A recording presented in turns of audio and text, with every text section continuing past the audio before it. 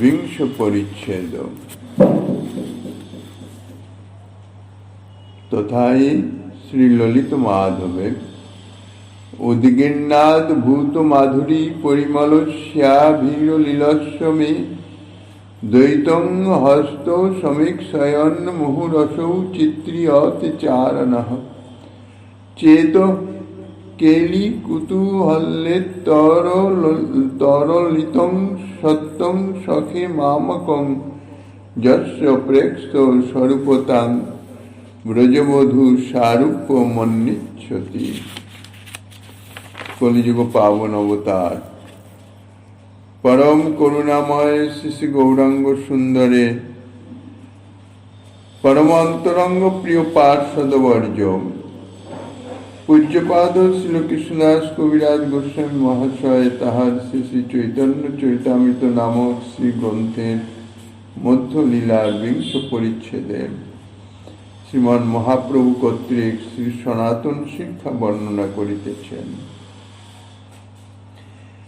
इतिपूर्वे आस्वादित হয়েছে স্বয়ংরূপ শ্রীকৃষ্ণের যে শ্রেষ্ঠত্ব, সেই শ্রেষ্ঠত্ব প্রতিপাদনের উদ্দেশ্যে শ্রীমান মহাপ্রভু বলছেন, গোবিন্দের মাধুরী দেখি বাসুদেবের ক্ষোভ, সে মাধুরী আস্বাদিতে উপজায় লোভ। শ্রীকৃষ্ণের মাধুর্য দেখে বাসুদেবেরও ক্ষোভ জন্মেছিল, অর্থাৎ সেই মাধুর্য আস্বাদনের জন্যে লালসা জন্মেছিল। কিন্তু বাসুদেবের মাধুর্যাদি দেখে কখনো শ্রীকৃষ্ণের ক্ষোভ বা লালসা জন্মায় নাই।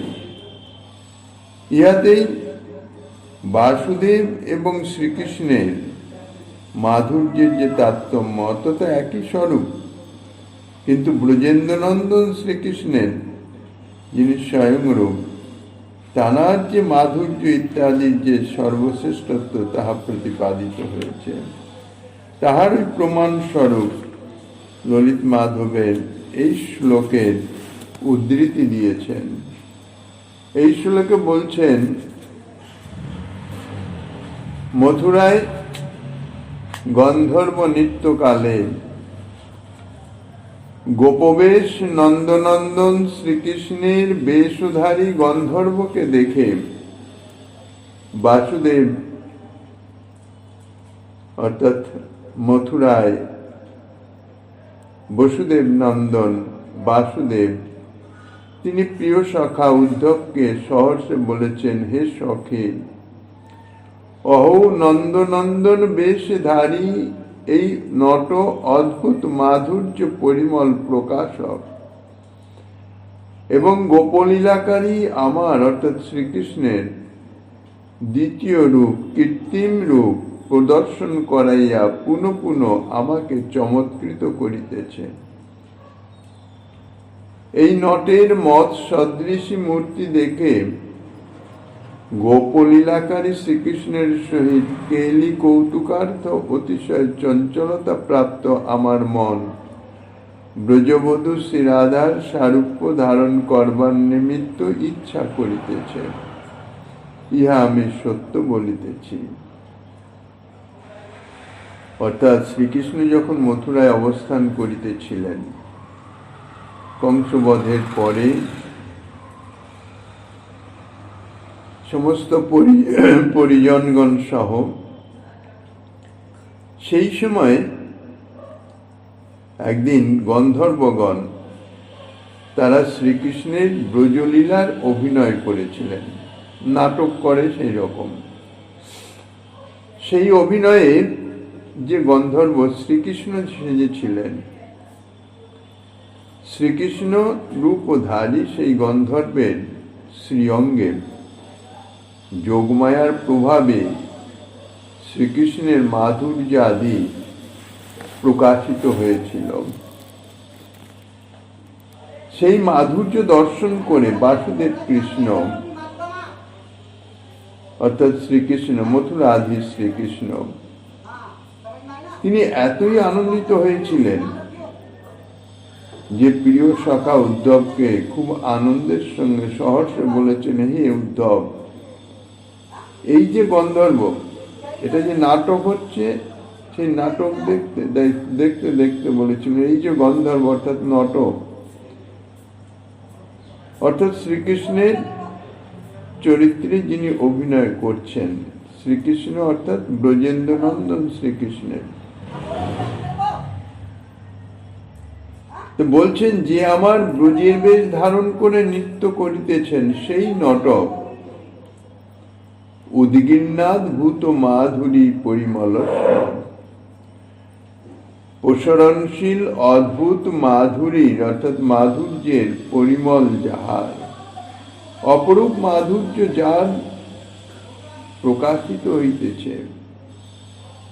আর এই নটের অভিনয়কালে তাহার সাজানো রূপ হতেই যে অদ্ভুত অত্যাশ্চর্য মাধুর্য সম্ভার চতুর্দিকে বিচ্ছুরিত হইতেছে। এ তো অরিজিনাল ব্রজেন্দ্র নন্দন নন, প্রকৃতপক্ষে ব্রজেন্দ্র নন্দন নন, ব্রজেন্দ্র নন্দনের সাজে সজ্জিত গন্ধর্ব মাত্র। কিন্তু তবুও তার এই ব্রজেন্দ্র নন্দন সাজের মাধ্যম দিয়ে সাজানো যে রূপ, তার ভিতর দিয়েই যে অদ্ভুত অত্যাশ্চর্য মাধুর্য সম্ভার চতুর্দিকে বিচ্ছুরিত হচ্ছে, সেই মাধুর্য সম্ভার যুক্ত এবং আভির লীলস্ব, আভির অর্থাৎ গোপ, গোপ অভিমানের লীলাকারী। শ্রীকৃষ্ণ নিজে বলছেন ব্রজে আমি গোপলীলা গোপরূপ ধারণ করে লীলা করিতেছিলাম। লৌকিক লীলায় ব্রজ থেকেই তো শ্রীকৃষ্ণ এসেছেন। কাজেই শ্রীকৃষ্ণ উদ্ধবকে বলছেন যে আভির অভিমানে লীলাকারী মেয়ে অর্থাৎ আমার দ্বৈতং দ্বিতীয় রূপ গোপ অভিমানে অর্থাৎ ব্রজে থাকতে যে আমি লীলা করেছিলাম, সেই আমার এই গন্ধর্ব তো দ্বিতীয় রূপ অর্থাৎ আমার সাজে সজ্জিত আমার কৃত্রিম রূপধারী। বলছেন মে দ্বৈতং সমীক্ষয়ন পুনঃ চিত্রিয়তে, অর্থাৎ সেই আমার সাজে সজ্জিত অর্থাৎ আমার দ্বিতীয় রূপ সজ্জিত রূপ দেখিয়ে আমাকে পুনঃ পুনঃ চমৎকৃত করিতেছে। অর্থাৎ তাহার সেই সাজানো রূপ থেকেই যে অপরূপ মাধুর্য বিচ্ছুরিত হইতেছে, আমার সাজে সজ্জিত এই নটের অঙ্গ থেকেই যে মাধুর্য বিচ্ছুরিত হচ্ছে, তা দেখে যশ সর্বতাং প্রেক্ষ, এই নট আমার যে কৃত্রিম রূপ ধারণ করেছে সেই রূপেরই মাধুর্য দেখে গোপলীল শ্রীকৃষ্ণের সঙ্গে আমার ওই ব্রজের স্বরূপের সঙ্গে কেলি কুতূহলোত্তরলিতং, কেলি করবার নিমিত্ত যে অদম্য কুতূহল জন্মেছে। বাসুদেব শ্রীকৃষ্ণ বলছেন আমার সাজে সজ্জিত এই যে নট অর্থাৎ এই যে গন্ধর্ব, তারই কৃত্রিম সজ্জার ভিতর দিয়েই ব্রজের শ্রীকৃষ্ণের যে অপরূপ রূপ মাধুরী প্রকাশিত হইতেছে, তাহা দেখে আমার চিত্ত আকর্ষিত হইতেছে, অতিশয় রূপে চঞ্চলতা প্রাপ্ত হচ্ছে আমার এই চিত্ত, এবং লালসা জন্মাইতেছে। কি লালসা?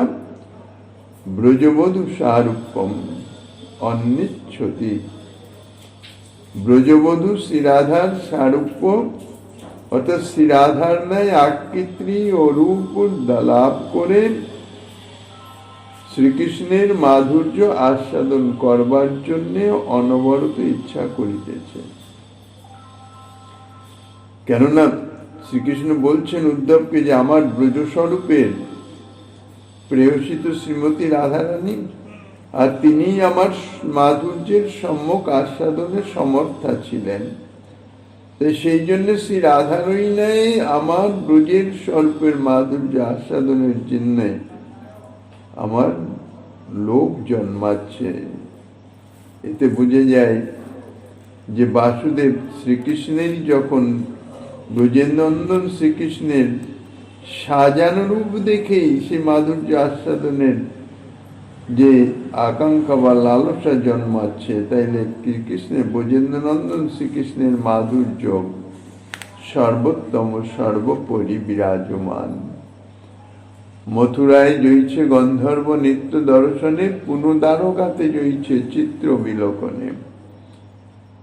এটা তো মথুরায় নিত্য দর্শনে। কোনো এক সময় দ্বারকাতেও ঠিক এইরকম। কোন সময়ে গোবিন্দের মাধুর্য দর্শন করে বাসুদেবের যে লোভ বা লালসা জন্মেছিল, তাই বলছেন এখানে যে মথুরায় জয়ছে গন্ধর্ব নিত্য দর্শনে। গন্ধর্ব নিত্যের দর্শনে একবার লোভ জন্মেছিল। আর দ্বিতীয় হচ্ছে দ্বারকাতে জয়ছে চিত্র বিলোকনে। দ্বারকায় চলাচলের পথে মণিভিত্তিতে শ্রীকৃষ্ণ নিজের প্রতিবিম্ব দর্শন করে সেই প্রতিবিম্বের মাধুর্য দর্শন পূর্বক তিনি লুব্ধ হতেন, আকর্ষিত হতেন এবং সে মাধুর্য আস্বাদনের জন্য অন্তরে লালসা জন্মাত। কিন্তু শ্রীকৃষ্ণ মাধুর্য আস্বাদন তো সম্যকরূপে একমাত্র শ্রীমতী রাধারানী করতেন। এই জন্যে রাধিকার ন্যায় ওই মাধুর্য আস্বাদনের জন্য তিনি লুপ্ত হতেন। সেই বপু ভিন্নাভাসে কিছু ভিন্নাকার, ভাবাবেশাকৃতি ভেদে তদেকাত্ম রূপ নাম তার। তদেকাত্ম রূপের বিলাস সাংস দুই ভেদ, বিলাস সাংসের ভেদ বিবিধ বিভেদ। তদেকাত্ম রূপের লক্ষণ বলছেন। তদেকাত্ম রূপের লক্ষণ হচ্ছে কি, ইহা সেই বপু অর্থাৎ স্বয়ং রূপের দেহ ভিন্ন রূপ বলে মনে হয়। বাস্তবিক ভিন্ন নয়, ভিন্ন রূপ, ভিন্ন বলে মনে হচ্ছে। আকার এবং অঙ্গ সন্নিবেশ ভিন্ন, স্বভাব আবেশ এবং আকৃতি ভেদে ভিন্ন। এই যে তদেকাত্ম রূপ, এটি আবার দুই ভাগে বিভক্ত, দুই রকমের প্রকার। এক হচ্ছে বিলাস, দ্বিতীয় হচ্ছে সাংস। বিলাস স্বয়ংরূপ শ্রীকৃষ্ণ কোন লীলা বিশেষের জন্য যদি অন্য আকারে প্রতিভাতিত হন এবং অন্য আকারের শক্তি যদি প্রায় স্বয়ংরূপের তুল্য হয়, অর্থাৎ স্বয়ংরূপ থেকে কিঞ্চিত ন্যূন, তবেই অন্য আকারকে বিলাস বলে। সাংস অর্থাৎ যিনি বিলাসের ন্যায় স্বয়ংরূপের সহিত স্বরূপত অভিন্ন হয়েও বিলাস অপেক্ষা অল্প পরিমিত শক্তি প্রকাশ করেন, তাকে সাংস বলে। স্ব ধামে অর্থাৎ নিজ নিজ ধামে সংকর্ষণাদি পুরুষাবতার এবং মৎস্যাদি লীলাবতারগণ, ইহারা সকলে সাংস। তাদৃশ নুন্য স্বগতি ও ব্যানক্তি সাংস ঈরিত সংকর্ষণাদির মৎস্যাদির যথা তত্ত্ব স্বধামসু। সমস্ত ভগবৎ স্বরূপে নিজ নিজ ধাম আছে। সংকর্ষণাদি পুরুষ অবতার, মূল সংকর্ষণ যে পুরুষ অবতার, কারণ আপনি সাই ক্ষীর গর্ভতক সাই। আর এছাড়া যে মৎস্যকুর্ম বরাহ ইত্যাদি যে লীলা অবতারগণ, তাদের প্রত্যেকের ধাম আছে। সেই ধামে তারা নিত্য বিরাজিত। তো সেই নিজ নিজ ধামে সেই অবতারগণ তারা সকলে সাংস। স্ব অংশ অর্থাৎ স্বয়ংরূপেরই অংশরূপে বিরাজিত। বিলাস এবং সাংস আবার অনেক রকমের আছে। এই যে বিলাস রূপ বলছেন প্রাভব বৈভব ভেদে বিলাস দ্বিধাকার। বিলাসের বিলাস ভেদে অনন্ত প্রকার। প্রাভব বিলাস, বৈভব বিলাস, এইভাবে বিলাসকে প্রথমত দুই ভাগে বিভক্ত করা হয়েছে। আর এছাড়া বিলাসেরও বিলাস ভেদে এই ভেদ অনন্ত প্রকার আছে। শক্তির তারতম্য অনুসারেই এই দুই বিভাগ, এই শ্রেণীর। প্রাভবে অল্প শক্তির বিকাশ, বৈভবে তার থেকে বেশি শক্তির বিকাশ। অর্থাৎ প্রাভব বিলাসে অল্প শক্তি আর বৈভব বিলাসে অধিক শক্তি। প্রাভব বিলাস অপেক্ষা বৈভব বিলাসেই অধিক শক্তির বিকাশ দেখা যায়। সমস্ত প্রাভব এবং বৈভব স্বরূপেই যদি এইরূপ শক্তির তারতম্য থাকে, তবে বৈভব প্রকাশেও প্রাভব প্রকাশ অপেক্ষা অধিক শক্তি বিকশিত হয়। তাই যদি হয়, তবে রাস এবং মহিষী বিবাহে যেরূপ প্রকাশিত হয়েছে তাহা প্রাভব প্রকাশ না হয়ে বৈভব প্রকাশ হবে। বলরাম এবং চতুর্ভুজ বাসুদেব বৈভব প্রকাশ না হয়ে প্রাভব প্রকাশ হবে, কারণ চতুর্ভুজ বাসুদেব অপেক্ষা দ্বিভুজ রাসবিহারী প্রকাশেই শক্তির বিকাশ অধিক ছিল।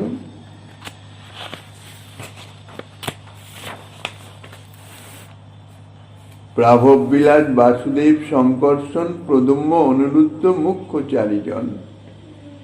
ব্রজে গোপ ভাব রামের, পুরে ক্ষত্রিয় ভাবন, বর্ণবেদ ভেদ তাতে বিলাস তার নাম। বৈভব প্রকাশে আর প্রাভব বিলাসে এক মুহূর্তে বলদেব ভাবভেদে ভাসে। আদি চতুর্ভুহ ইহার কেহ নাহি সম, অনন্ত চতুর্ভুহগণের প্রাকাট্য কারণ। কৃষ্ণের এই চারি প্রাভব বিলাস, দ্বারকা মথুরাপুরে নিত্য ইহার বাস। এই চারি হইতে 24 মূর্তি পরকাশ, অস্ত্রভেদে নামভেদ বৈভব বিলাস। পুনঃকৃষ্ণ চতুর্ভুহ লইয়া পূর্বরূপে, পরমব্রহ্ম মধ্যে বৈশে নারায়ণ রূপে। প্রাভব বিলাসের উদাহরণ দিচ্ছেন শঙ্কর্ষণ, বাসুদেব, প্রদ্যুম্ন, অনিরুদ্ধ। শঙ্কর্ষণ দ্বারকা চতুর্ভুহের দ্বিতীয় ভুহ, দ্বারকার ভাব বিশিষ্ট বলদেব চন্দ্র। বাসুদেব হচ্ছেন আদিভুহ, বসুদেব নন্দন অভিমানী, দ্বারকাধীশ শ্রীকৃষ্ণ। প্রদ্যুম্ন হচ্ছে শ্রীকৃষ্ণেরই পুত্র, অনিরুদ্ধ হচ্ছে প্রদ্যুম্নর পুত্র। ব্রজের বলরাম এবং দ্বারকার বলরামের মধ্যে একটু পার্থক্য আছে। যেমন ব্রজেন্দ্র নন্দন কৃষ্ণ আর দ্বারকাধীশ কৃষ্ণ, তার মধ্যে একটু পার্থক্য আছে, ঠিক সেই রকম বলদেব চন্দ্রেরও, অর্থাৎ ব্রজের বলদেব এবং দ্বারকায় বলদেবের মধ্যে পার্থক্য। উভয় ধামে বলদেবের দেহ একই, কিন্তু ভাব এবং বেশের পার্থক্য। ব্রজের যে বলদেব চন্দ্র তাহার গোপবেশ, গোপভাব, আর দ্বারকায় যে বলদেব চন্দ্র তাহার ক্ষত্রিয় ভাব, ক্ষত্রিয় বেশ। এই ভাব ও বেশের পার্থক্য বশতই তাহাকে এক বপু বৈবার, অর্থাৎ একবার বৈভব প্রকাশ বলা হচ্ছে, একবার প্রাভব বিলাস বলা হচ্ছে। বলদেব যখন ব্রজের ভাবে ও ব্রজের বেশে থাকেন তখন তিনি বৈভব প্রকাশ, আর যখন দ্বারকার ভাবে দ্বারকার বেশে থাকেন তখন তিনি প্রাভব বিলাস। বাসুদেব, শঙ্কর্ষণ, প্রদ্যুম্ন, অনিরুদ্ধ, এই চারি মূর্তি হচ্ছে প্রথম চতুর্ভুহ। অনন্ত ব্রহ্মাণ্ডে এইরকম অনন্ত চতুর্ভুহ আছেন, কিন্তু দ্বারকা চতুর্ভুহ থেকে ব্রহ্মাণ্ডান্তর্গত যে অনন্ত চতুর্ভুহে তাহাদের প্রকাশ। এই জন্যে দ্বারকার যে চতুর্ভুহ বাসুদেব, শঙ্কর্ষণ, প্রদ্যুম্ন, অনিরুদ্ধ, ইহাই হচ্ছে আদি চতুর্ভুহ। এই চারি যে চতুর্ভুহ, অর্থাৎ বাসুদেব, শঙ্কর্ষণ, প্রদ্যুম্ন, অনিরুদ্ধ, এদের থেকে 24 মূর্তি প্রকাশিত হয়। তাদের সব চতুর্ভুজধারী, তাদের অস্ত্র ধারণ ভেদের নাম বিভেদ, নাম আলাদা আলাদা। পুনঃকৃষ্ণ চতুর্ভুহ লইয়া পূর্বরূপে পরমব্রহ্ম মধ্যে বৈশে নারায়ণ রূপে। তারপর আবার পরমব্রহ্মনাথ নারায়ণ, যিনি সদা সর্বদাই চতুর্ভুজ রূপেই বিরাজিত, সেই নারায়ণ শ্রীকৃষ্ণের বিলাস মূর্তি, আর পরমব্রহ্ম হচ্ছে তাহার ধাম। অনন্ত কোটি বৈকুণ্ঠের অধিপতি হচ্ছেন তিনি। এই ধামেও সেই নারায়ণ স্বরূপে তারও চতুর্ভুজ আছেন, বাসুদেব, শঙ্কর্ষণ, প্রদ্যুম্ন, অনিরুদ্ধ। দ্বারকায় শ্রীকৃষ্ণ যেমন চতুর্ভুজ হয়ে আছেন, পরমব্রহ্মেও নারায়ণ তদ্রূপ চতুর্ভুজ মধ্যে আছেন। কৃষ্ণলোক এবং সিদ্ধলোকের মধ্যবর্তী যে ধাম অনন্ত কোটি ভগবৎ স্বরূপের, সেই সমস্ত ধামের সম্মিলিত নাম হচ্ছে পরমব্রহ্ম। আর এই পরমব্রহ্মেরই অধিপতি হচ্ছেন পরমব্রহ্মাধিপতি নারায়ণ। তাহা হইতে পুনঃচতুর্ভুজ পরক আছে, আবরণ রূপে চারিদিকে যার বাসে। চারিজনে পুনঃ পৃথক তিন তিন মূর্তি, কেশবাদি যাহা হইতে বিলাসের পূর্তি। চক্রাদি ধারণ ভেদে নামভেদ সব, বাসুদেব মূর্তি কেশব, নারায়ণ, মাধব। শঙ্কর্ষণ মূর্তি গোবিন্দ, বিষ্ণু, মধুসূদন। এ অন্য গোবিন্দ নহে ব্রজেন্দ্র নন্দন। প্রদ্যুম্ন মূর্তি ত্রিবিক্রম, বামন, শ্রীধর। অনিরুদ্ধ মূর্তি ঋষিকেশ, পদ্মনাভ, দামোদর। দ্বাদশ মাসের দেবতা এই 12 জন, মার্গশীর্ষে কেশব, পৌষে নারায়ণ। মাঘের দেবতা মাধব, গোবিন্দ ফাল্গুনে। চৈত্রে বিষ্ণু, বৈশাখে শ্রী মধুসূদনে। জ্যৈষ্ঠে ত্রিবিক্রম, আষাঢ়ে বামন দেবেশ। শ্রাবণে শ্রীধর, ভাদ্রে দেব ঋষিকেশ। আশ্বিনে পদ্মনাভ, কার্তিকে দামোদর। রাধা দামোদর, অন্য ব্রজেন্দ্র কুমার। এইভাবে এই যে 4 জন, বাসুদেব, শঙ্কর্ষণ, প্রদ্যুম্ন এবং অনিরুদ্ধ, তাদের আবার তিন তিন স্বরূপে প্রকাশ। বাসুদেব মূর্তির কেশব, নারায়ণ, মাধব। শঙ্কর্ষণের হচ্ছে গোবিন্দ, বিষ্ণু, মধুসূদন। এই যে গোবিন্দ, ইনি কিন্তু ব্রজেন্দ্র নন্দন গোবিন্দ নন, ইনি অন্য মূর্তি, শঙ্কর্ষণের মূর্তি। আর প্রদ্যুম্নের প্রকাশ হচ্ছে ত্রিবিক্রম, বামন, শ্রীধর। অনিরুদ্ধের হচ্ছে ঋষিকেশ, পদ্মনাভ, দামোদর। এই যে 3, 4, 12 জন হলেন, এরা 12 মাসের দেবতা, অধিদেবতা।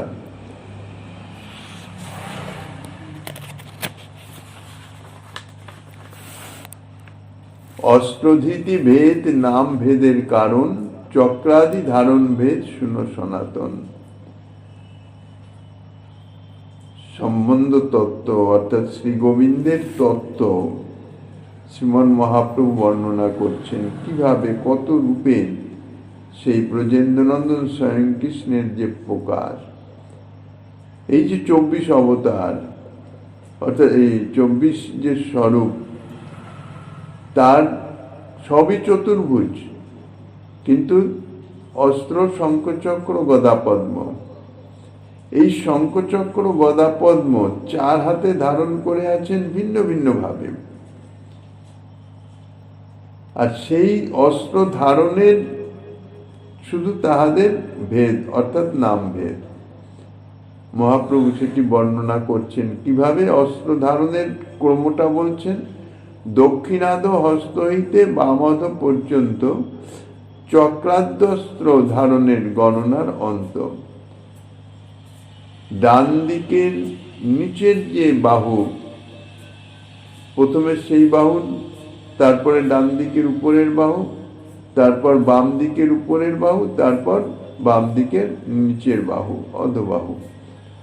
সেই অস্ত্র কোন বাহুতে কোন অস্ত্র ধারণ, সেটি অনুযায়ী তাদের নাম, অর্থাৎ নামের ভেদ, অস্ত্র ধারণের ভেদেই বোঝা যাবে যে এই স্বরূপের এই নাম,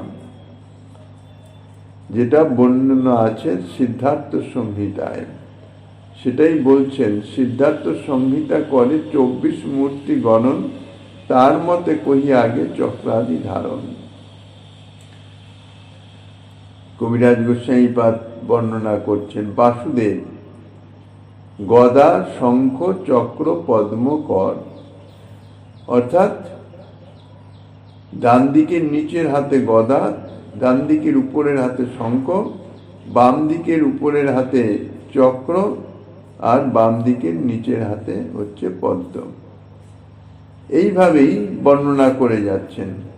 বাসুদেব গদা শঙ্খ চক্র পদ্মকর, শঙ্কর্ষণ গদা শঙ্খ পদ্ম চক্রধর, প্রদুম্ব চক্র সংখ্যা গদা পদ্মধর, অনিরুদ্ধ চক্র গদা শঙ্খ পদ্মকর।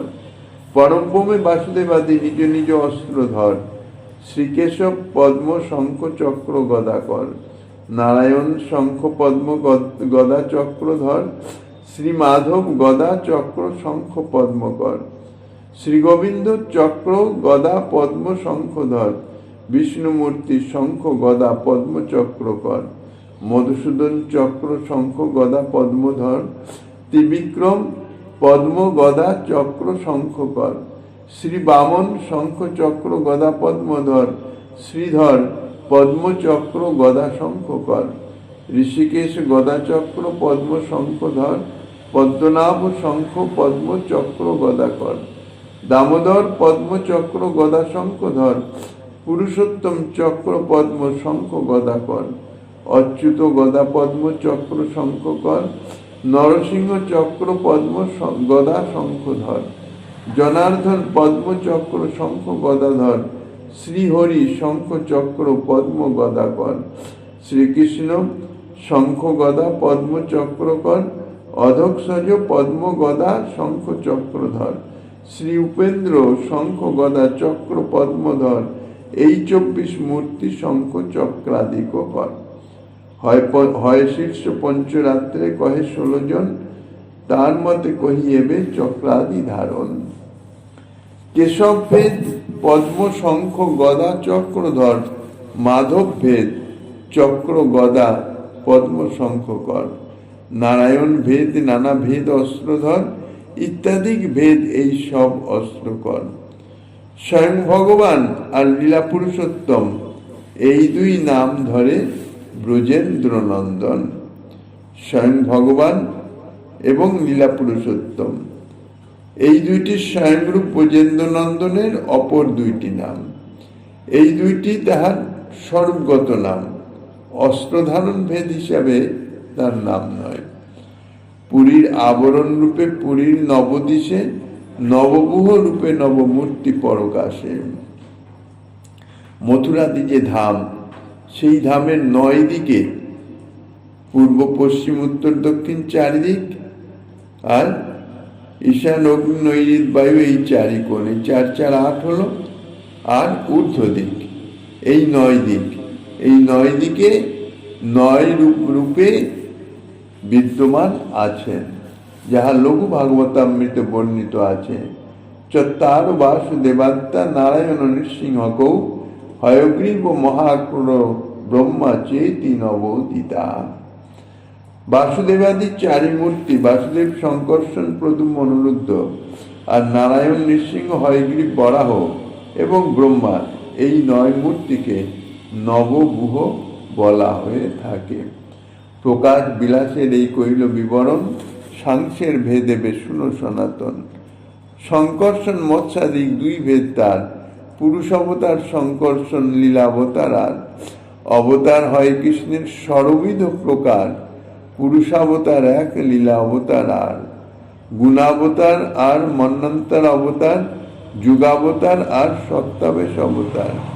বাল্য পৌগণ্ড হয় বিগ্রহের ধর্ম, এত রূপে লীলা করে ব্রজেন্দ্র নন্দন।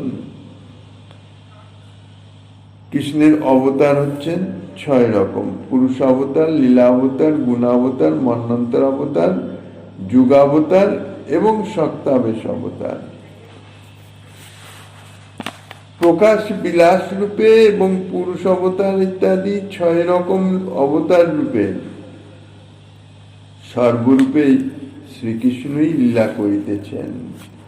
এছাড়াও শ্রীকৃষ্ণ স্বয়ংরূপে বাল্য পৌগণ্ড অর্থাৎ প্রকট লীলাতে তিনি বাল্যলীলা পৌগণ্ড লীলাকে অঙ্গীকার করেন।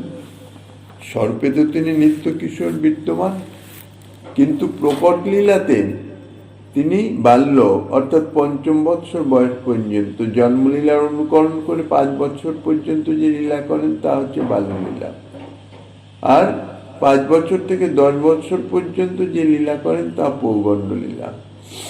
স্বয়ংরূপ শ্রীকৃষ্ণের প্রকট লীলাতে এইরূপ ধর্ম অর্থাৎ লীলা বিশ্বাসের জন্যে যে তিনি দেহ অঙ্গীকার করেন আর কি, যে স্বরূপ অঙ্গীকার করেন, স্বয়ংরূপ শ্রীকৃষ্ণ বিগ্রহ ধর্মী, বাল্য পৌগণ্ড তাহার ধর্ম। কারণ স্বয়ংরূপের নিত্য বয়স হচ্ছে নিত্য কিশোর, কিশোর স্বরূপ হচ্ছে তার স্বরূপ নিত্য অবস্থান, তাহার দেহকে নিত্যই কিশোর অর্থাৎ ১৫ বৎসর বয়সের বলেই মনে হয়। তিনি বাৎসল্য রস আস্বাদনের জন্যে বাল্য অর্থাৎ বাল্য স্বরূপ ধারণ করেন, আর সক্ষরস আস্বাদনের জন্যে পৌগণ্ডকে অঙ্গীকার করেছেন। এই বাল্য পৌগণ্ডের ভাবকেও অঙ্গীকার করে নিয়েছেন। জন্মলীলা প্রকরণ করে জন্ম থেকে ৫ বছর পর্যন্ত দেহের এবং মনের যে অবস্থা, যে ভাব, দেহের যে আকৃতি, যে স্বরূপ, শ্রীকৃষ্ণ সমস্তই অঙ্গীকার করে নিয়েছেন। এসব অঙ্গীকার না করলে যথার্থ বাৎসল্য রসটি সম্পূর্ণরূপে আস্বাদন হয় না। যিনি যে রসের পাত্র সম্যক প্রকারে তাহার বশ্যতা স্বীকার না করলে ওই রসটি তো সম্যক রূপে আস্বাদন হয় না। বাৎসল্যের পাত্রকে মাতা পিতা, কাজে এই রস আস্বাদন করতে হলে সর্বতভাবে মাতার উপর নির্ভর করে থাকতে হয়। জন্মের পর থেকে ৫ বছর পর্যন্ত শিশু যেমন সর্বতভাবে মা ছাড়া আর কিছু জানেন না। ৫ বছরের অধিক হয়ে গেলে তখন আর সেটি সম্যক রূপে মায়ের উপর নির্ভরশীল থাকে না। কিন্তু এই ৫ বছর পর্যন্ত শিশুর সর্ববিষয়ে নিজে তো অসমর্থ এবং মায়ের উপরই নির্ভরশীল। মা ছাড়া শিশু আর কিছু জানেও না। মা শাসন করলেও সে মামা বলে কাঁদবে, মা কোলে তুললেও সে মামা বলে সে মায়ের যে বাৎসল্য স্নেহ রস আস্বাদন করবে। শিশু দেখছেন যে মা তাড়না করছেন, তথাপি তার মনের যে ধারণা, তৎকালীন যে ভাব যে মা ছাড়া তার আর কেহই নাই, তাই মায়ের দ্বারা তাড়না প্রাপ্ত হয়েও মায়ের কোলে উঠেই সান্ত্বনা লাভ করে থাকে। এই শিশু সুলভ শিশু ভাবে মায়ের কোল ছাড়া অন্য কোথাও সে থাকতে চায় না। অন্যের কোলে গেলেও মায়ের কোলে বা মায়ের নিকটে আসার জন্য তার মন ব্যাকুল হয়।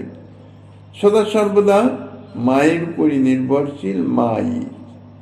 এই যে ভাব, এইভাবে বাৎসল্য রসটি সম্যক রূপে আস্বাদন করা যায়। এছাড়া বয়স প্রাপ্ত হয়ে গেলে অর্থাৎ বয়স বেড়ে গেলে ভাবের তারতম্য হয়ে যায়, তখন সেই বাৎসল্য রসটি আর সেভাবে আস্বাদন হয় না। তো শ্রীকৃষ্ণ নিত্য কিশোর স্বরূপ, কিশোর স্বরূপেও বাৎসল্য আছে, কিন্তু সে বাৎসল্য সম্যক রূপে আস্বাদিত হয় না, কেননা তখন মায়ের উপর নির্ভরশীল থাকে না। তো ৫ বৎসরের পর্যন্ত সেটি সম্ভব। এই জন্যে বাল্যলীলা অর্থাৎ বাল্যভাব অঙ্গীকার করে শ্রীকৃষ্ণ তিনি সেই বাৎসল্য রস সম্যক রূপে আস্বাদন করেন। ৫ বৎসরের পর থেকে শিশু একটু বড় হয়ে যায়, হাঁটতে চলতে পারে, তখন তার মনটি বিভিন্ন প্রকার খেলার দিকে আকর্ষিত হয়, আর সেই খেলার জন্য খেলার সাথীও জুটে যায়। এই সাথীদের সঙ্গে একটু একটু করে শিশুর চিত্ত আকৃষ্ট হতে থাকে। তখন মাতার উপর যে সম্যক নির্ভরশীলতা সেটি কমতে থাকে। তখন থেকেই মায়ের কোল ছাড়াও অন্যত্র অর্থাৎ সেই সঙ্গী সাথীদের সঙ্গে শিশু আনন্দ প্রাপ্ত হয়, খেলাধুলার মধ্যে আনন্দ পেতে থাকে। ক্রমে ক্রমে বয়স বাড়তে থাকে, আর খেলার সাথীদের সঙ্গ অর্থাৎ আকর্ষণ তাদের মধুর থেকে মধুর বলে মনে হতে থাকে। তখন মায়ের কোলে থাকলেও কিন্তু সেই সাথীদের কথাই মনে পড়ে। মায়ের কোল থেকে নেমে সেই সাথীদের সঙ্গে খেলতে যেতে ইচ্ছা করে। যে রসের আকর্ষণের মায়ের কোল ছেড়ে সঙ্গী সাথী সখাদের নিকটে যেতে মন আকর্ষিত হয়, ব্যাকুল হয়, সেই রসকে বলা হয় সখ্য রস। এই রস যখন গাঢ়তা লাভ করে যায়, তখন মায়ের সান্নিধ্য আর ভালো লাগে না। এমনকি খাওয়া দাওয়া, বিশ্রাম ইত্যাদিও আর ভালো লাগে না। সদা সর্বদাই সঙ্গী সাথী সেই বালক সখাদের সঙ্গে মন থাকার জন্য মন চঞ্চল হয়, এবং তাদের সঙ্গে খেলাধুলা নিয়েই সে অবস্থান করে। ঠিক সেই সময় অর্থাৎ 5 থেকে 10 বছর পর্যন্ত সখা ছাড়া আর কাউকেই তার দৃশ্য আকর্ষণীয় অর্থাৎ ভালো লাগে না। এমনকি শয়নেও সখার সঙ্গে খেলার স্বপ্নই দেখে। আর এই ভাবটা 5 বছর থেকে শুরু হয়, ক্রমশ বাড়তে বাড়তে বাড়তে বাড়তে 10 বছরে গিয়ে চরমতম অবস্থায় পরিণত হয়। 10 বছর পর্যন্তই এই ভাবটা থাকে, তারপরেই আবার ভাবের পরিবর্তন শুরু হয়ে যায়। 10মের পরে দেহে যখন কৈশোরের ছায়া অর্থাৎ লক্ষণ শুরু হতে থাকে, তখন কেবল সখার সঙ্গেই তার মনকে আবদ্ধ করে রাখতে পারে না। চিত্তবৃত্তির বিকাশের সঙ্গে সঙ্গে অপরাপর সঙ্গের অনুসন্ধানেও মন প্রবৃত্ত হয়, আকর্ষিত হয়। সুতরাং বাল্যের পর পৌগণ্ডের মধ্যেই সখ্যরসের আস্বাদন সম্ভব। 10 বছর পর্যন্তই যথার্থ সখ্যরস সম্যকরূপে আস্বাদিত হয়। বাৎসল্য এবং সখ্যরস আস্বাদনের নিমিত্ত এই স্বয়ং নিত্য কিশোর হয়েও শ্রীকৃষ্ণ বাল্যের বয়স, বাল্যের অবস্থা, বাল্যের ভাব এবং পৌগণ্ডের বয়স, অবস্থা ও ভাবকে তিনি অঙ্গীকার করেছেন প্রকট লীলাতে। বয়স এবং অবস্থাকে অঙ্গীকার না করে কেবল যদি ভাবটিকে অঙ্গীকার করতেন, তাহলে ভাবটি কেবল বাইরের বস্তু হতো, সেটি অন্তরের বস্তু হতো না। তাতে কি হতো? রসটির সম্যক আস্বাদন করতে পারতেন না। অর্থাৎ নিত্য কিশোর অবস্থায় থেকে তিনি শুধু বাল্যভাবটিকে অঙ্গীকার করার জন্য চেষ্টা করতেন। বাল্যভাবের অর্থাৎ সেই তৎকালীন যে শারীরিক অবস্থা বা বয়স, সেটা যদি অঙ্গীকার না করতেন, তাহলে সেটি রসটির সম্যক আস্বাদন হতো না। ভাব অন্তরে না জাগলে রসে ডুবে যাওয়া সম্ভব হয় না, আর রসে না ডুবলে সেই রসের সম্যক আস্বাদনও হয় না। যেমন নাট্যকার নাটক অভিনয় করে, যেমন নাটক অভিনয় করার সময় সে বাহ্যিক বেশভূষা ধারণ করে, বাহ্যিক ভাব অবলম্বন করে অভিনয় করে থাকে, কিন্তু সেই অভিনীত বিষয়ে যদি তার মনটি সম্যক রূপে আবিষ্ট না হয়, তার মন যদি সম্যক ডুবে না যায়, তাহলে শুধু ওই বাইরের ভাবই হয়, সম্যক রূপে আস্বাদন করা সম্ভব নয়। ঠিক সেই রকম কেবল বাইরের বাল্য বা পৌগণ্ডের ভাবটি মাত্র অঙ্গীকার করলে বাৎসল্য সখ্যরসে ডুবে গিয়ে ওই রসের সম্যক আস্বাদন কখনো সম্ভব হয় না। দৈহিক অবস্থার সঙ্গে মনের ভাবেরও তো ঘনিষ্ঠ সম্বন্ধ আছে। একজন প্রাপ্তবয়স্ক সে যতই বাল্যের ভাবের প্রকাশ করতে চাক না কেন, সেটি সম্যক রূপে সম্ভব হবে না। তো শ্রীকৃষ্ণের সমস্ত লীলাই নিত্য, প্রকট লীলাও নিত্য, অনাদিকাল থেকেই বিদ্যমান আছে। এই বাল্য পৌগণ্ডকে শ্রীকৃষ্ণ অনাদিকাল থেকেই প্রকট লীলার অঙ্গীকার করে রস আস্বাদন করিতেছেন। সুতরাং এই দুইটি স্বরূপ অর্থাৎ বালকৃষ্ণ এবং পৌগণ্ড কৃষ্ণ এও তার নিত্য স্বরূপ। নিত্য বস্তুর ধর্মও নিত্য। বালকৃষ্ণ এবং পৌগণ্ড কৃষ্ণ যখন নিত্য স্বরূপ, আর উভয় স্বরূপের নিত্য স্থিতি যখন ব্রজে, কারণ ব্রজেই অবস্থান 11 বৎসর পর্যন্ত, এছাড়া দ্বারকা বা মথুরায় তো এই স্বরূপের অবস্থান নয়, এই বয়সের অবস্থান নয়। তাহলে এই উভয় স্বরূপের অবস্থান হচ্ছে ব্রজে। আর উভয় স্বরূপে যখন ব্রজেন্দ্র নন্দন, তখন বালকৃষ্ণ বা পৌগণ্ড কৃষ্ণই স্বয়ংরূপে বা অদ্বয় জ্ঞান তত্ত্বই, কিন্তু তা নয়। বালকৃষ্ণ বা পৌগণ্ড কৃষ্ণ স্বয়ংরূপ নহেন, অদ্বয় জ্ঞান তত্ত্ব নহেন। কারণ এই দুই স্বরূপে শ্রীকৃষ্ণের সমস্ত শক্তি, অর্থাৎ সমস্ত ঐশ্বর্য শক্তি, মাধুর্য শক্তি, কৃপা শক্তি, এটি সম্যক রূপে বিকাশ লাভ করতে পারে না।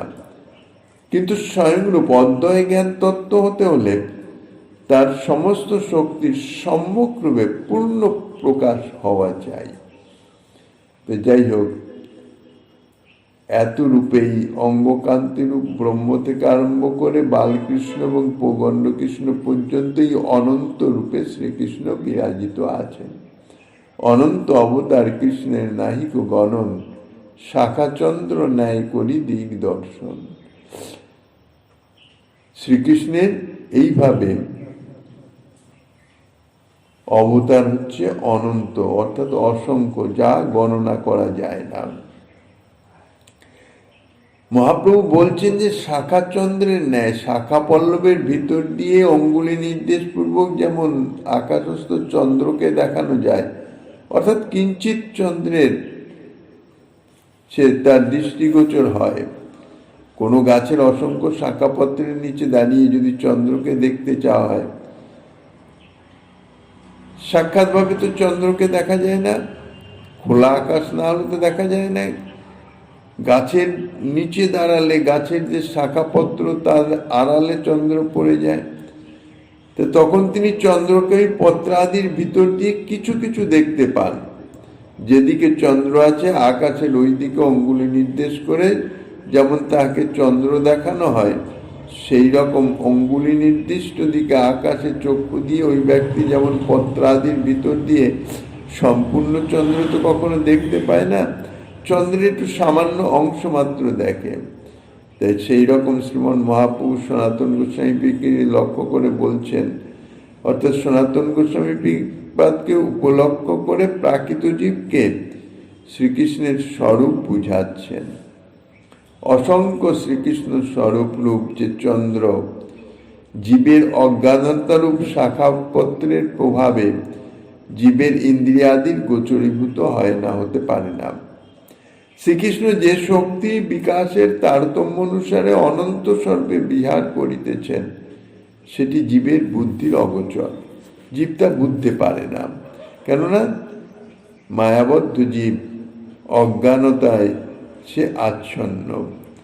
জীবের মঙ্গলের জন্য সনাতন গোস্বামী প্রভুর নিকটে জিজ্ঞাসু হলে তিনি অপ্রাকৃত ধামের দিকে সনাতনের মনকে প্রেরণ করে অনন্ত স্বরূপের মধ্যে অল্প কয়েক স্বরূপের মাত্র একটু পরিচয় প্রদান করলেন। শ্রীমদ্ ভাগবতে তা বর্ণিত আছে, অবতারা সংখ্যা হরি সত্য নিষেধিয়া যথা বিদাসীন কুল্লা সরসু সহস্র। শ্রী সুত গোস্বামীপাদ শ্রী সৌনকাদিকে বলছিলেন, হে দ্বিজগণ, অক্ষয় সরোবর থেকে যেমন সহস্র সহস্র ক্ষুদ্র ক্ষুদ্র জলপ্রবাহের উদ্ভব হয়, তদ্রূপ সত্যনিধি হরি থেকে অসংখ্য অবতারের প্রকাশ হয়। শ্রীহরিকে অক্ষয় সরোবরের সঙ্গে তুলনা করার তাৎপর্য হচ্ছে এই, শ্রীহরি থেকে অসংখ্য অবতার প্রকাশিত হয়ে গেলেও তাহাতে আবার পূর্ণতার তার হানি হয় না।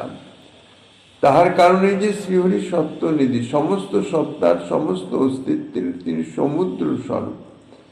সমুদ্র থেকে যেমন বাষ্পসমূহ রূপে জল উঠে গেলেও যেন সমুদ্রের জলের বিন্দুমাত্র হ্রাস প্রাপ্ত হওয়া না, নিখিল সত্তার আধার শ্রীহরি থেকে অসংখ্য অবতার অবতীর্ণ হয়ে গেলেও সেই শ্রীহরির পূর্ণতার কখনো হানি হয় না। প্রথমেই করে কৃষ্ণ পুরুষ অবতার, সেই তো পুরুষ হয় তেবিধ প্রকার। এইবার পুরুষ অবতারের কথা বর্ণনা করিতেছেন। পুরুষ অবতার যিনি পরমেশ্বরের অংশরূপ, যিনি প্রধান গুণ সম্বন্ধের ন্যায় প্রকৃতি ও প্রাকৃতের ঈক্ষণ, নিয়মন এবং প্রবর্তনের কর্তা, যা থেকে এই নানাবিধ অবতারের আবির্ভাব হয়, তাকে বলে পুরুষ। তো শ্রীকৃষ্ণের সর্বপ্রথম অবতার হলেন পুরুষ। আদ্যাবতার ও পুরুষ পরস্য। পুরুষ অবতার তিন রকমের: প্রথম পুরুষ, দ্বিতীয় পুরুষ, তৃতীয় পুরুষ। প্রথম পুরুষই হচ্ছেন সহস্র শীর্ষা কারণার্ণবশায়ী নারায়ণ বা মহাবিষ্ণু বলা হয়। ইনি মূল সংকর্ষণের অংশ। ইনি তাহার অচিন্ত শক্তির প্রভাবে মায়াকে স্পর্শ না করেও দূর থেকেই মায়াতে সৃষ্টিকারিণী শক্তি সঞ্চার করতে পারেন এবং সেই মায়াতে জীবরূপ বীর্যাধান করেন। তাতে প্রকৃতি ক্ষুব্ধ হলে মহত্তত্ত্বের সৃষ্টি হয়। এই জন্য এই প্রথম পুরুষ অবতার এনাকে মহৎ স্রষ্টা বলে। ইহার শক্তিতে প্রকৃতি থেকে অনন্ত কোটি ব্রহ্মাণ্ডের সৃষ্টি হয়। এই অনন্ত কোটি ব্রহ্মাণ্ডের অর্থাৎ সমষ্টি ব্রহ্মাণ্ডের এই কারণার্ণবশায়ী বিষ্ণু হইতেছেন অন্তর্যামী। এবার অনন্ত কোটি ব্রহ্মাণ্ড সৃষ্টি হলো। এবারে প্রতি ব্রহ্মাণ্ডে আবার অবস্থান করতে হবে। তো দ্বিতীয় রূপে তিনি প্রকাশিত হলেন। তো দ্বিতীয় পুরুষ অবতার হচ্ছে গর্ভদ গোসাই। ইনিও নারায়ণ, ইনিও সহস্র শীর্ষা। প্রথম পুরুষের শক্তিতে ব্রহ্মাণ্ড সৃষ্টি হলে দ্বিতীয় পুরুষ রূপে তিনি এক এক ব্রহ্মাণ্ডে প্রবেশ করেন। প্রবেশ করে নিজের সেতু জলে অন্ধকারময় ব্রহ্মাণ্ডের অর্ধেক পূর্ণ করে তাতে তিনি শয়ন করেন। এই জন্যে তাকে বলা হয় গর্ভদক সাহিব। ইনি প্রথম পুরুষের অংশ। ইনি ব্যষ্টি ব্রহ্মাণ্ডের অন্তর্যামী। অর্থাৎ এক একটা ব্রহ্মাণ্ডে এক একজন গর্ভদকশায়ীর অবস্থান, আর সেই ব্রহ্মাণ্ডেরই তিনি অন্তর্যামী। সমস্ত ব্রহ্মাণ্ডের অন্তর্যামী হচ্ছেন কারণার্ণবশায়ী মহাবিষ্ণু, আর যে অনন্ত কোটি ব্রহ্মাণ্ডের প্রত্যেক ব্রহ্মাণ্ডের অন্তর্যামী হচ্ছেন এই গর্ভদকশায়ী। ইনি প্রথম পুরুষের অংশ। আর এনার থেকেই তৃতীয় পুরুষ অর্থাৎ পয়বদিশায়ী ক্ষীরোৎসাহী নারায়ণ। ইনি চতুর্ভুজ ও দ্বিতীয় পুরুষের অংশ। দ্বিতীয় পুরুষের নাভিপদ্ম থেকে উদ্ভূত হয়ে ব্রহ্মা জীব সৃষ্টি করেন। তখন এই তৃতীয় পুরুষ রূপে কি হয়? তৃতীয় পুরুষ পরমাত্মা রূপে ইনি জীবের অন্তর্যামী। কারণার্ণবশায়ী মহাবিষ্ণু তিনি সমষ্টি ব্রহ্মাণ্ডের অন্তর্যামী। গর্ভদকশায়ী মহাবিষ্ণু তিনি ব্যষ্টি ব্রহ্মাণ্ডের অর্থাৎ এক একটা ব্রহ্মাণ্ডের অন্তর্যামী। আর এই ক্ষীরোৎসাহী মানে তৃতীয় পুরুষ যে নারায়ণ বা বিষ্ণু, ইনি পরমাত্মা রূপে প্রত্যেক জীবের অন্তরে প্রবেশ করেন, প্রত্যেক জীবের অন্তর্যামী। ইনি ব্যষ্টি জীবের অন্তর্যামী মানে এক একটি জীবেরই অন্তর্যামী। অনন্ত শক্তি মধ্যে কৃষ্ণের তিন শক্তি প্রধান: ইচ্ছা শক্তি, জ্ঞান শক্তি, ক্রিয়া শক্তি নাম। ইচ্ছা শক্তি প্রধান কৃষ্ণ, ইচ্ছায় সর্বকর্তা। জ্ঞান শক্তি প্রধান বাসুদেব, অধিষ্ঠাতা। ইচ্ছা জ্ঞান ক্রিয়া বিনা না হয় সৃজন, তিনের তিন শক্তি মিলি প্রপঞ্চ রচন। শ্রীকৃষ্ণ কিভাবে সৃষ্টির কার্য করেন তাহা বর্ণনা করিতেছেন। শ্রীকৃষ্ণের তো অনন্ত শক্তি, তার মধ্যে সৃষ্টি কার্যের জন্য তিনটি শক্তি প্রকাশিত হয়: ইচ্ছা শক্তি, জ্ঞান শক্তি এবং ক্রিয়া শক্তি। যে শক্তির দ্বারা কিছু করবার জন্য ইচ্ছা করা যায় তাকে বলা ইচ্ছা শক্তি। আর যে শক্তি দ্বারা বিচারপূর্বক সেই যে ইচ্ছা যা হলো সেটিকে নির্ধারণ করা, অর্থাৎ বিচারপূর্বক সে বিষয়ে নির্ধারণ করা যায়, তাকে বলা হয় জ্ঞান শক্তি। আর এই যে শক্তির দ্বারা সেটি কার্যে পরিণত হয়, অর্থাৎ ক্রিয়া হয়, কার্য করা যায়, তাকে বলে ক্রিয়া শক্তি। কৃষ্ণের ইচ্ছা শক্তি প্রধান, এই জন্য ইচ্ছা মাত্রেই তিনি সমস্ত কার্য সম্পন্ন করতে পারেন। সৃষ্টি আদি কার্য শ্রীকৃষ্ণের ইচ্ছাতেই সম্পন্ন হয়। জীবের প্রারব্ধ ভোগের জন্যে এবং ভজনাদি দ্বারা জীবের স্বরূপ উদ্ভূত করাবার জন্যে করুণাময় শ্রীকৃষ্ণের সৃষ্টির জন্যে অন্তরে ইচ্ছা হয়। আর বাসুদেবই হচ্ছে জ্ঞান শক্তির প্রাধান্য, বাসুদেব স্বরূপে জ্ঞান শক্তিরই প্রাধান্য। বাসুদেবের এই জন্য চিত্তের অধিষ্ঠান।